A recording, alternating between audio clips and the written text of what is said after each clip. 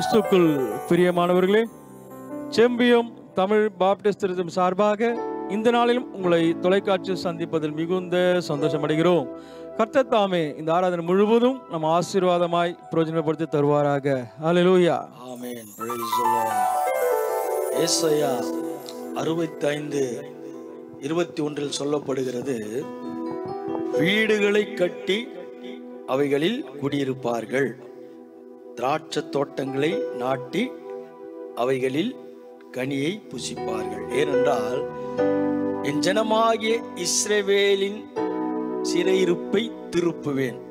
ஆண்டவர் நம்முடைய சிறையிருப்பை மாற்றிவிட்டால் நன்மைதான்.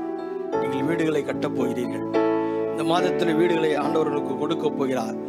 ஒருவனும் அதை தடை செய்ய ஒரு காலம் முடியாது. ஏனென்றால் கடந்து வந்த பாதைகளை திரும்பி பார்க்கிறேன். கண்ணீரோடு கர்த்தாவை நன்றி சொல்கிறேன், நன்றி சொல்கிறேன், நன்றி சொல்கிறேன். உற்சாகமாய் பாடுவோம். நன்றியுள்ள தேவன் நம்முடைய தேவன். நாம் நன்மை அனுபவிக்க முடியாது, நமக்கு நன்றி உள்ள தேவனா இருக்கிறார். நாம் தான் நன்றி மறந்து வாழ்கிறவர்களாய் இருக்கிறோம். இனி நாம் அப்படி இருக்கவே கூடாது. பெரியவர் பெரிய காரியங்களை செய்வார். ஆமென்.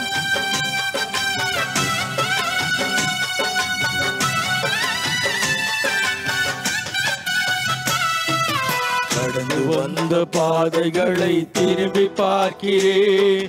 கண்ணீரோடு கர்த்தாவே நன்றி சொல்கிறேன். நான் நன்றி சொல்கிறேன், நான் நன்றி சொல்கிறேன். அப்பா உமக்கு நன்றி, ராஜா உமக்கு நன்றி. அப்பா உமக்கு நன்றி, ராஜா உமக்கு நன்றி. எல்லோரும் வாயில திறந்து கரங்களை தட்டி உற்சாகமாய், அவர்கள் கட்டினதும் வேறொருகள் அதிலே குடியிருக்க மாட்டார்கள். ஏனெனில் ஆண்டவர் நமக்கு திட்டவட்டமாய் சொல்கிறார், நான் தெரிந்து கொண்டவர்கள் தங்கள் கையின் கிரியைகளில் நெடுநாளாய் அனுபவிப்பார்களாம். ஆண்டவர் நம்மை வேர் பிரித்தெடுத்திருக்கிறார். என் ஜனமாகிய இஸ்ரவேலின் சிறையிருப்பை திருப்புவேன். அடிமதனத்தின் வாழ்க்கை மாற்றி நன்மை செய்கிறவராயிருக்கிறார். அனாதையாய் திரிந்த உன்னை ஆண்டவர் அழாதே என்று சொல்லி ஆண்டவர் நம்மை அணைக்கிற தேவனாயிருக்கிறார். நீ கவலைப்படாதே, கலங்காதே. இந்த மாதத்திலே, இந்த நாளிலே காரியங்களை வாய்க்க பண்ணுகிறவர். ஆமென். அனாதையாய் அலைந்தே நான் திரிந்தேன் ஐயா, அனாதையாய் அலைந்தே நான் திரிந்தேன் ஐயா. அழாதே என்று சொல்லி அணைத்தீரையா, அழாதே என்று சொல்லி அணைத்தீரையா. அப்பா உமக்கு நன்றி, ராஜா உமக்கு நன்றி. அப்பா உமக்கு நன்றி, ராஜா உமக்கு நன்றி. எதிராய் வந்த சூழ்நிலையில் முறியடித்தீரே, எதிராய் வந்த சூழ்ச்சிகளை முறியடித்தீரே. எந்த நிலையிலும் உம்மை துதிக்க வைத்தீரே, எந்த நிலையிலும் உம்மை துதிக்க வைத்தீரே. அப்பா உமக்கு நன்றி, ராஜா உமக்கு நன்றி. அப்பா உமக்கு நன்றி, ராஜா உமக்கு நன்றி. பாடுகளை சுமந்து செல்ல வெலந்தந்தீரே, பாடுகளை சுமந்து செல்ல வெலந்தந்தீரே. பரிசுத்தமாய் வாழ வாழ துணை செய்தீரே, பரிசுத்தமாய் வாழ வாழ துணை செய்தீரே. அப்பா உமக்கு நன்றி, ராஜா உமக்கு நன்றி. ஆமென். அப்பா உமக்கு நன்றி, ராஜா உமக்கு நன்றி. அப்பா உமக்கு நன்றி ராஜா, உமக்கு நன்றி அப்பா, உமக்கு நன்றி ராஜா, உமக்கு நன்றி. ஆண்டவர் நம்மோடு கூட பேசுகிறவர், அவர் எல்லாவற்றிலும் மேலானவர். இன்றைக்கு எந்த வேதனையோடு கூட இருக்கிறாயோ அந்த காரியத்தை செய்யும்படியாய் பள்ளங்கள் எல்லாம் நிரம்பிட வேண்டும், மலைகள் குன்றுகள் தகர்த்தப்பட வேண்டும். உனக்கு முன்பாய் நிற்கிற எப்படிப்பட்ட பெரிய காரியமாயிருந்தாலும் சரி, ஆண்டவர் உன்னோடு கூட இருக்கிறார். உனக்காய் காரியங்களை செய்கிறவர் என் இயேசு ஒருவரே. நீ கலங்காதே. கோலனானவர்களை நேராக காரியங்களை செய்கிறவரை, கரடானவை சமமாய் மாற்றுகிறவர். ஏனென்றால் என் ஜனமாகி இஸ்ரவேலின் சிறையிருப்பை திருப்புகிறவர். ஆமென்.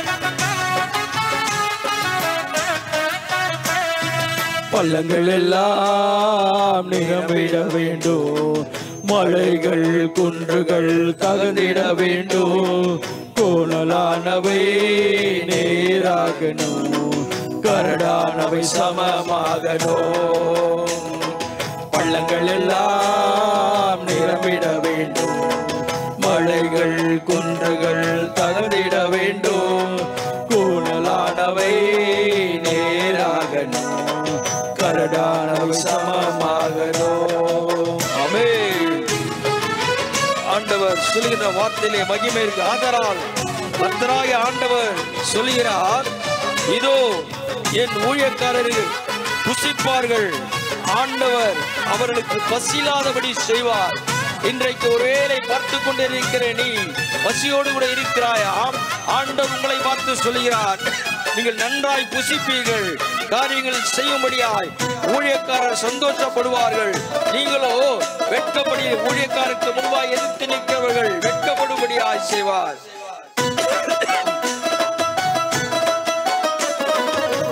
ஆமென். ராஜா வருகிறார் ஆயத்தமாவோ, ராஜா வருகிறார் ஆயத்தமாவோ. இயேசு வருகிறார் எதிர்கொண்டு செல்லுவோ, இயேசு வருகிறார் எதிர்கொண்டு செல்லுவோ. பள்ளங்கள் எல்லாம் நிரம்பிட வேண்டும், மலைகள் குன்றுகள் தகர்ந்திட வேண்டும். கோணலானவை நேராகணும், கரடானவை சமமாகணும். நல்ல கனி கொடா மரங்கள் எல்லாம் வெட்டுண்டு அக்கினியில் போடப்படும். நல்ல கனி கொடா மரங்கள் எல்லாம் வெட்டுண்டு அக்கினியில் போடப்படும். ராஜா வருகிறார் ஆயத்தமாவோம், ராஜா வருகிறார் ஆயத்தமாவோம். இயேசு வருகிறார் எதிர்கொண்டு செல்லுவோம், நம் இயேசு வருகிறார் எதிர்கொண்டு செல்லுவோம். பள்ளங்கள் எல்லாம் நிரம்பிட வேண்டும், மலைகள் குன்றுகள் தகர்ந்திட வேண்டும். கோணலானவை நேராகணும், கரடானவை சமமாகணும். கோதுமையை பிரித்து களஞ்சியத்தில் சேர்த்து பதரையோ அக்கினியில் போடப்படும். கோதுமையை பிரித்து களஞ்சியத்தில் சேர்த்து பதரையோ அக்கினியில் சுட்டெரிப்பாரே. ராஜா வருகிறார் ஆயத்தமாவோம், ராஜா வருகிறார் ஆயத்தமாவோம். இயேசு வருகிறார் எதிர்கொண்டு செல்லுவோம், இயேசு வருகிறார் எதிர்கொண்டு செல்லுவோம். இயேசு வருகிறார் எதிர்கொண்டு செல்லுவோம், இயேசு வருகிறார் எதிர்கொண்டு செல்லுவோம். இயேசு வருகிறார் எதிர்கொண்டு செல்லுவோம், இயேசு வருகிறார் எதிர்கொண்டு செல்லுவோம். இயேசு வருகிறார் எதிர்கொண்டு செல்லுவோம்.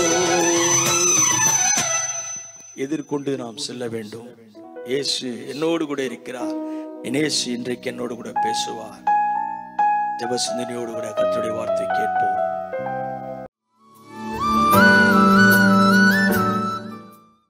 ஆண்டவர் நமக்கென்று ஒரு காரியங்களை வைக்கிறார். கட்டளைகளை கை கொண்டு அவருடைய காரியம், அவருடைய கட்டளைகள், அவருடைய காரியங்களை நாம் கை கொள்ள வேண்டும். ஆண்டவர் சில காரியங்களை நமக்கு முன்பாய் வைக்கிறார். கட்டளைகளை கை கொள்ள வேண்டும். ஆசீர்வாதம் உண்டு, எல்லாம் இருக்கிறது. ஆனால் நீ ஆண்டவரை மறக்கவே கூடாது. இன்றைக்கு ஒரு கட்டளை, நீ ஏதோ நினைக்காது. ஆண்டவருடைய வார்த்தை அசாதாரணமாக நினைக்க வேண்டாம். ஆண்டவனுக்கு இன்றைக்கு சொல்கின்ற வார்த்தை நடப்பது உண்மை என்றால் உங்களுடைய காரியங்கள் எல்லாவற்றையும் மாற்றி ஆண்டவர் நன்மையை செய்கிறவராயிருக்கிறார்.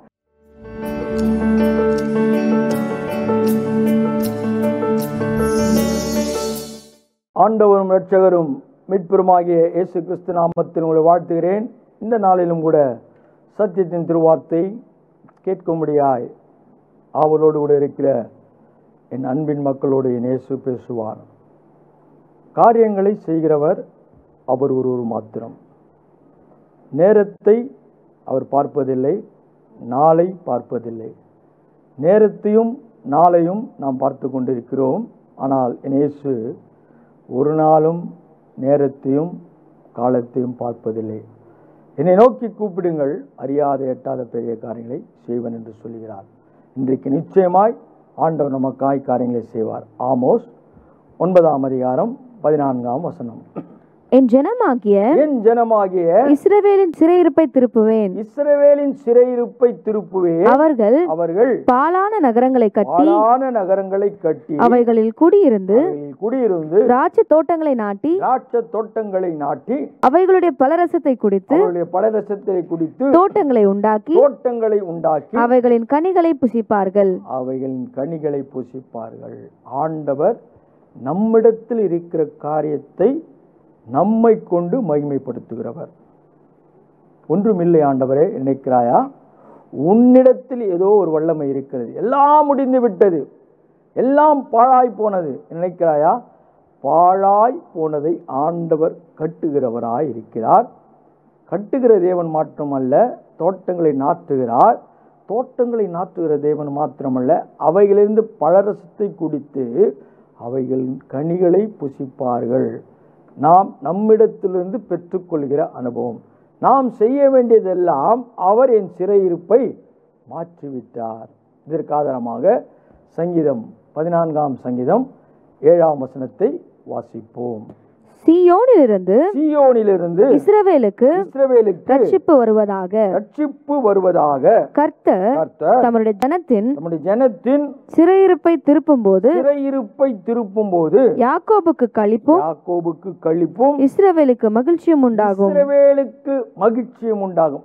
அவர் சிறையிருப்பை மாற்றும் பொழுது மகிழ்ச்சியும் களிப்பும் உண்டாகும். இன்றைக்கு நம்முடைய குடும்பங்களிலே இப்படிப்பட்ட மகிழ்ச்சி, ஆசீர்வாதம் நிச்சயமாய் கிடைக்கும். 6 சொல்லுகிறது, சிறுமைப்பட்டவனுக்கு கர்த்தர் அடைக்கலமாய் இருக்கிறார் என்று சொல்லி நீங்கள் அவனுடைய ஆலோசனைகளை அலட்சியம் பண்ணினீர்கள். ஒருவேளை ஆலோசனையை அலட்சியம் பண்ணினீர்கள் என்றால் காரியங்கள் வாய்க்கப்பெறாது. இவன் சொல்லி நான் கேட்க வேண்டுமா என்று ஒரு வேளை நினைத்தால் தயவு செய்து யாரும் அப்படி அலட்சியம் பண்ணாதீர்கள். எல்லாம் வேதத்தின் வார்த்தை. ஆவியானவர் நம்மோடு கூட பேசுகின்ற வார்த்தை ஆறுதல் கொடுக்கும், ஆசீர்வாதத்தை கொடுக்கும், சுகத்தை கொடுக்கும், நன்மையை கொடுக்கும், தேவைகள் சந்திக்கப்படும், காரியங்கள் கிடைக்கப்படும். எல்லாவற்றையும் செய்கிறவர் உலகத்தின் இரட்சகராகி என் இயேசு ஒருவரே. அன்பு தேவஜனமே, சத்தியத்தின் திருவார்த்தையை அலட்சியம் பண்ணாதீர்கள். உங்களுக்கு முன்பாய் ஒரு வார்த்தை வருவது உண்மை என்றால் ஆண்டவர் எனக்காய் பேசியிருக்கிறார் என்ற ஜப சிந்தனையோடு கூட அதை நீங்கள் பெற்றுக்கொண்டு அவரோடு கூட தியானிக்கும் பொழுது ஆண்டவர் நிச்சயமாய் ஒரு மாறுதலை கொடுக்கிறவராயிருக்கிறார்.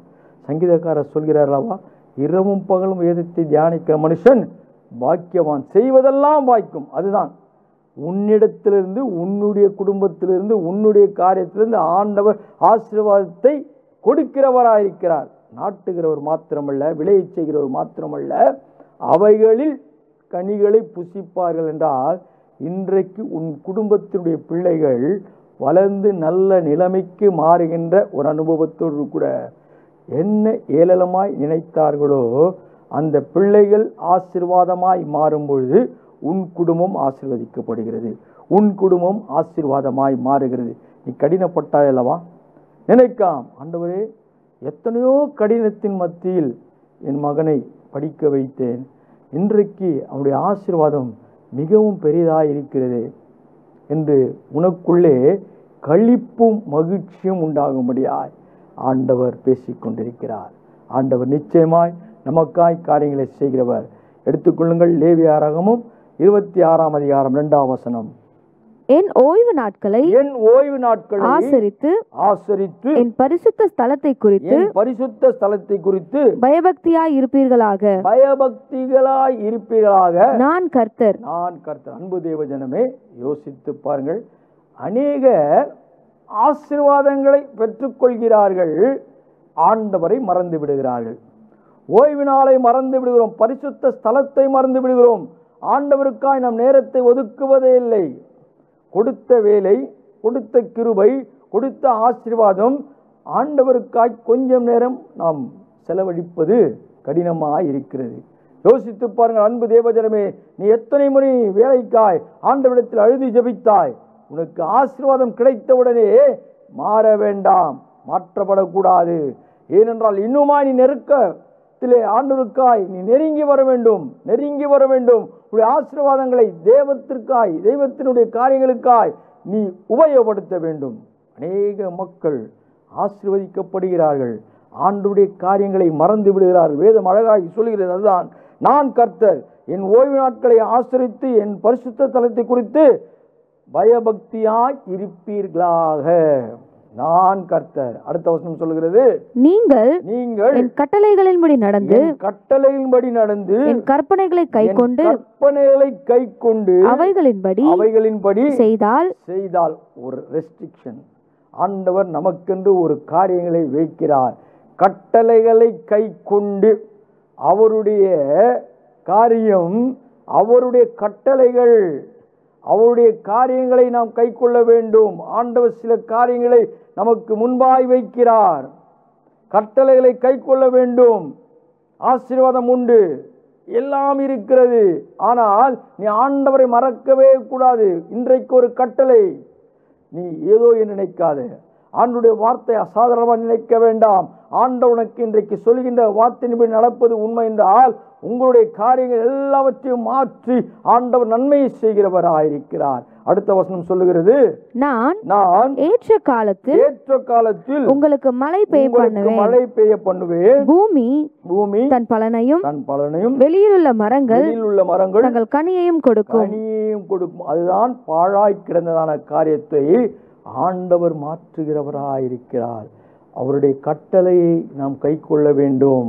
அவருடைய ஆலயங்களிலே நாட்டப்பட்டவர்களாய் இருக்க வேண்டும்.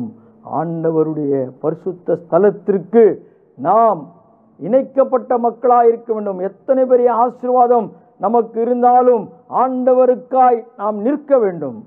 ஒருவேளை உன்னுடைய சிறையிருப்பு திருப்பப்படவில்லை என்று நீ ஆண்டவரை மறக்கவே கூடாது. ஆண்டவர் சொல்கின்ற வார்த்தையின்படி நீ கீழ்ப்படிந்து நடப்பது உண்மை என்றால் இன்றைக்கு உன் சிறையிருப்பு மாற்றப்பட போகிறதாம். ஏற்ற காலத்தில் ஏற்ற காரியங்களை செய்கிறவர், அவர் பலத்த கரத்துக்குள் அடங்கியிருங்கள், உங்களுக்கு நன்மை உண்டாகும்படியா. ஒருவேளை நினைக்கலாம், எல்லாம் இருக்கிறது, என் மகனுக்கு திருமணமாகவில்லை, என் மகளுக்கு திருமணமாகவில்லை, ஆண்டவரை எத்தனையோ லட்சங்கள் செலவு செய்து விட்டேன், என் குடும்பத்திலே வியாதியாய் காணப்படுகின்ற என் கணவனுடைய சரீரத்திலே ஒரு மாற்றம் இல்லையே நினைக்கிறாயா? இன்னுமா நீ ஆண்டவருடைய கட்டளை கீழ்ப்படியவில்லை? பரிசுத்த ஸ்தலத்திற்கு நேராக நீ கடந்து போகவில்லை. ஆண்டவர் சொல்கிற என்னுடைய கட்டளை நீ கை கொண்டு கீழ்ப்படியது உண்மை என்றால் ஏற்ற காலத்தில் ஏற்ற காரியங்களை சிறையிருப்பை திருப்புவேன். என் ஜனமாகிய இஸ்ரவேலின் சிறையிருப்பை நான் திருத்துவேன். பாழாய் போனதான காரியத்தை கட்டுவேன். ஒருவேளை சரீரத்தினுடைய காரியங்கள் பாழாய் இருக்கலாம், குடும்பத்தினுடைய பிள்ளை பாழாயிருக்கலாம். இன்றைக்கு சத்தியத்தின் திருவார்த்தை கேட்கிற அன்பின் தேவ மக்களே, அவருடைய கட்டளையை கீழ்ப்படியும் போது ஏற்ற காலத்தில் ஆண்டவர் நமக்கு மழையை பெய்ய பண்ணுவேன், பூமி தன் பலனையும் வெளியில் உள்ள மரங்கள் தங்கள் கனிகளை கொடுக்குமாம். எந்த மரங்கள் கனிகளை கொடுக்கவில்லையோ அவைகள் தன் காலத்தை தன் கனியை கொடுக்கிற இலை உதிராத மரத்தை போல் இருப்பான். செய்வதெல்லாம் வாய்க்கும். எப்பொழுது அவரோடு கூட இணையும் பொழுது, அவரோடு கூட காரியங்களை தியானிக்கும் பொழுது, இரவும் பகலும் வேதத்தை தியானிக்கிற மனுஷன் பாக்கியவான். செய்வதெல்லாம் வாய்க்கும். பிரியமானவர்களே, நாம் செய்கின்ற காரியம் இன்னுமாய் வாய்க்க பெறவில்லை என்றால் நாம் இன்னுமாய் அவரிடத்தில் இணைக்கப்படவில்லை. ஏன் நம்முடைய சிறையிருப்பு இன்னும் மாறவில்லை? ஆண்டவரே, இன்னுமாய் கடினம் நினைக்கிறாயாம். நாம் இணைக்கப்படவில்லை. அவரோடு கூட இணைக்கப்பட வேண்டும். அவரோடு கூட இணைக்கும் பொழுதுதான் எல்லாவற்றையும் ஆண்டவர் செய்வார். அடுத்த வசனம் சொல்லுகிறது, திராட்சை பழம் பறிக்கும் காலம் வரைக்கும் போரடிப்பு காலம் இருக்கும். விதைப்பு காலம் வரைக்கும் திராட்சை பழம் பறிக்கும் காலம் இருக்கும். நீங்கள் உங்கள் அப்பத்தை திருப்தியாக சாப்பிட்டு உங்கள் தேசத்தில் சுகமாய் குடியிருப்பீர்கள். எல்லாவற்றுக்கும் ஒரு காலம் இருக்கிறது. இன்றைக்கு ஆண்டவர் சிறையிருப்பை திருப்பும் பொழுது உங்கள் தேசத்தில் சுகமாய் குடியிருப்பீர்கள். கனிகளை புசிக்கிறவர்கள் மாத்திரமல்ல, உங்கள் தோட்டங்களிலே பழங்களை ருசிக்கிறவர்கள் மாத்திரமல்ல, வெளியில் உள்ள மரங்கள் கனியை கொடுப்பது மாத்திரமல்ல, சுகமாயிருப்பீர்கள். எந்த ஒரு பிரச்சனை இல்லாதபடி, எந்த ஒரு இடையூறு இல்லாதபடி சுகம் என்பது அதுதான். சுகமாயிருப்பீர்கள். உங்களுக்கு வாழ்க்கையில வேதனை இல்லை, கவலை இல்லை. கண்ணீரில் நீ பட்ட துன்பம், கவலை, அவமானம், நிந்த எல்லாம் ஆண்டவர் மாற்றிவிட்டார். உன் சிறையிருப்பை திருப்புவேன். என் ஜனமாகிய இஸ்ரவேலின் சிறையிருப்பை திருப்பி பாழானதை கட்டி என்று சொல்கிறார் அல்லவா? ஆண்டவர் பாழானதை மாற்றும் பொழுது நன்மைதான். சுகமாய் குடியிருக்கும்படியாய் செய்கிறவன். இன்றைக்கு அந்த சுகம் குடும்பத்தில் மாத்திரமல்ல, உன் சரீரத்திலும் சுகம் கிடைக்கும். உன் பலவீனத்தை ஆண்டவர் அறிந்தவராயிருக்கிறார். உன் பலவீனம் மாற்றப்படுகிறது.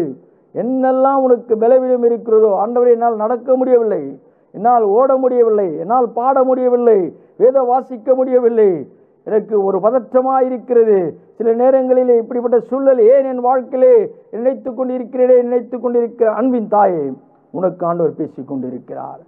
நீ சுகமாய் வாழப்போகிறாயாம். உன்னுடைய தத்தளிப்பு முடிந்து விட்டது, உன் கவலை முடிந்து விட்டது, உன் கண்ணீர் கடந்து போய்விட்டது, உன் துக்கம் மாறிவிட்டது. உங்கள் துக்கம் சந்தோஷமாய் மாறும். உங்கள் துக்கத்தை மாற்றுகிறவன் இயேசு ஒருவரே. நீ நினைக்கலாம், என் பிள்ளை மாற்றி விடுவான், என் மனைவி மாற்றி விடுவாள். நடக்கவே நடக்காது. நீ ஆண்டுடைய சமூகத்திலே நீ ஆண்டவரோடு கூட இணைக்கும் போது உனக்கு சுக வாழ்வு கிடைத்து விட்டதாம். சுக வாழ்வு கிடைத்து விட்டது. அடுத்த வசனம் சொல்லுகிறது, தேசத்தில் சமாதானம் கட்டளையிடுவேன். யோசித்து பாருங்கள். சமாதானத்தை கொடுக்கிறவர், தேசத்திலே சமாதானத்தை கட்டளையிடுவேன். ஒருவேளை நினைக்கலாம், ஆண்டவர் என்ன நடக்க போகிறது, எப்படி இந்த காரியம்? ஆண்டவர் திட்டவட்டமாய் பேசுகிறார். சமாதானத்தை கட்டளையிடுவேன். இன்றைக்கு உங்களுக்கு சமாதானம் இதோ எல்லா ஜனத்திற்கும் மிகுந்த சந்தோஷத்தை உண்டாக்கும் நற்செய்தி. கிறிஸ்துவின் ரட்சகர் தாவீதின் ஊரில் பிறந்திருக்கிறார். அந்த ரட்சகர் நமக்கு சமாதானத்தை கொடுக்கிறவர், சமாதானத்தின் தேவன், ஆலோசனை கர்த்தர், வல்லமையுள்ள தேவன், நித்திய பிரபு. அவர் வார்த்தை என்றுமே மாறாது. அவர் நமக்கு சமாதானத்தை கொடுக்கிற தேவனாக இருக்கிறார். தேசம் சமாதானப்படும். தத்தளிக்க பண்ணுவார் இல்லாமல் படுத்துக் கொள்வீர்கள்.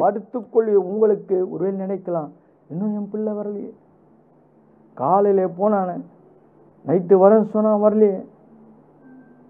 12 மணிக்கு எழுந்து யோசிப்பது, 12 மணிக்கு எழுந்து பார்ப்பது, அதிகாலையில எழுந்து பார்ப்பது, எத்தனை வேதனையாக இருந்தது. உன் பிள்ளை நிமித்தமாய் எவ்வளவு கடினம், தத்தளிப்பு.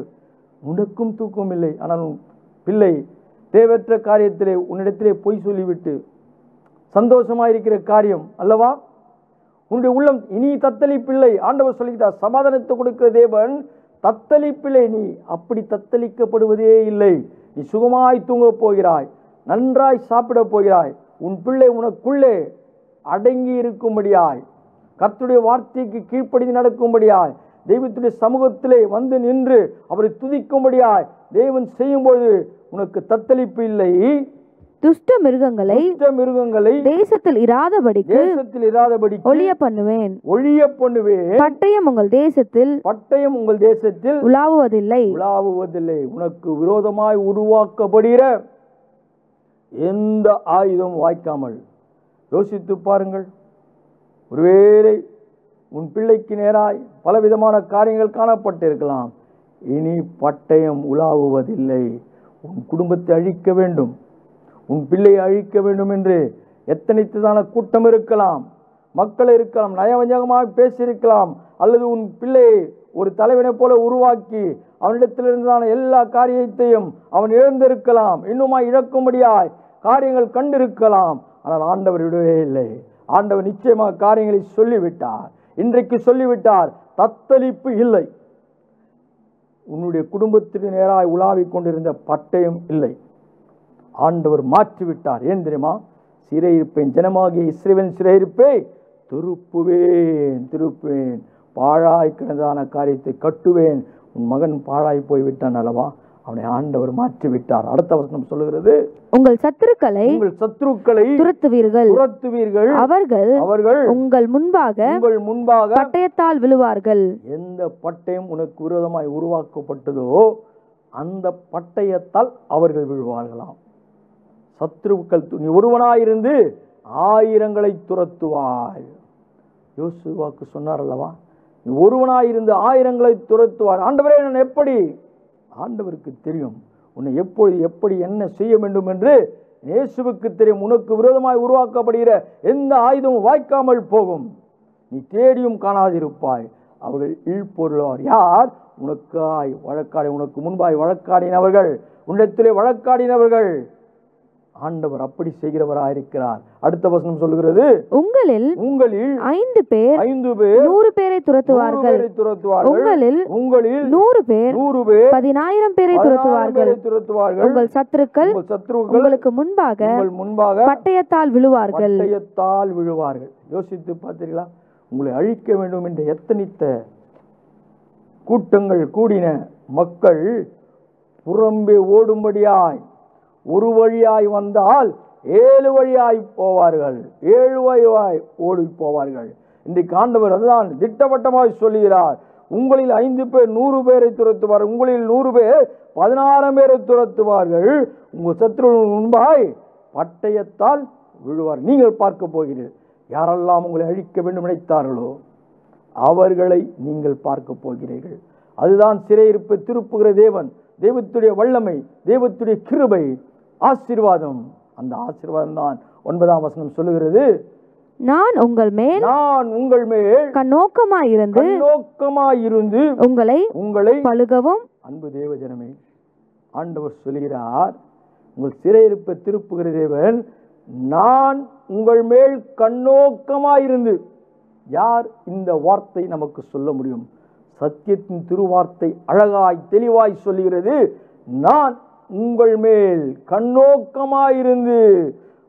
உன்னை மாத்திரம் சொல்லவில்லை, உன் குடும்பத்தை, உன் தேசத்தை ஆண்டவர் அறிந்தவர், தேசத்தை சமாதானப்படுத்துவேன் என்று சொல்லுகிற தேவன், நான் உங்கள் மேல் கண்ணோக்கமாயிருந்து உங்களை பழுகவும் பெருகவும் பண்ணி உங்களோட என் உடன்படிக்கையை திடப்படுத்துவேன். அன்பு தேவஜனமே, இந்த மாதத்தில் கொடுத்த வாக்குத்தத்தமான வார்த்தை அதுதான். என் ஜனமாகிய இஸ்ரவேலின் சிறையிருப்பை திருப்புவேன், அவர்கள் கனிகளை புசிப்பார்கள். அதை திடப்படுத்தி உங்களுக்கு கொடுக்கப்பட்ட இந்த உடன்படிக்கை.